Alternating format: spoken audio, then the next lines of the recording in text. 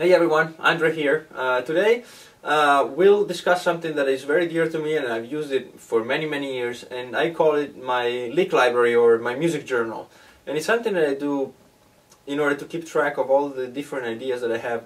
Probably almost every day I compose something, and usually I don't have the time to take this first step and evolve it into a whole song or into a whole Pro Tools session. And so usually these little things have to kind of find their place, their storage space, so that I can come back to them later at a later time. For example, when I finished my other solo record, my last one, about 3 years ago, I had already few ideas for other compositions. Then I got sidetracked with a project that will be probably announced next year. That took a while actually to complete, and then I got busy with this. I had to build a studio and the music school, and then get the school launched and on its feet. And so during all this time, you don't have the energy or the time or sometimes even the space to start working on a record. And maybe you only have one idea, and then, so you're not in the frame of mind to do a whole new record.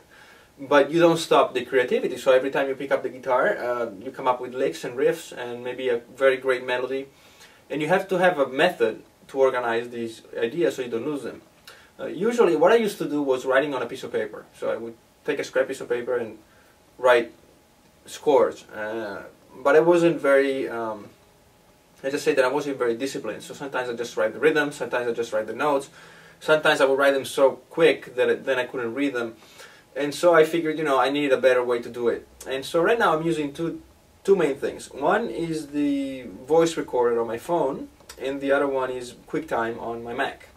Now, QuickTime is, if you're using Windows or, there's plenty of programs. QuickTime is cool because it's really quick. You just launch it and it opens up and it's ready to record video or audio. And so that's really useful.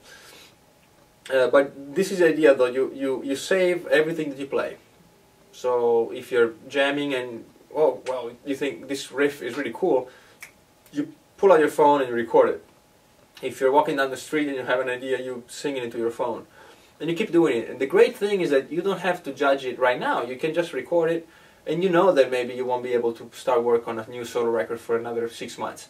And that's great. You just leave the stuff on your phone and then back it up on your computer. And you do that, and you do that, and you do that. And so in the last 2 weeks when I've been going back and look, kind of sort through all my music journal, then I found hundreds of ideas. And some of them were really bad, and some of them were okay. Quite a few of them I thought were great. And so even if then you don't end up using them on the record, then they're not lost, they're there. And the only problem with this is that if you keep doing it for a few months or a year or two, you'll end up with hundreds of files, and all you'll know about them is the date they're recorded. And usually you record them in a quick fashion. So what I did was go through all of them again, and I devised this little simple way of organizing them. So I give everything I do a grade from 1 to 5. 1 is pretty bad, and 5 is great.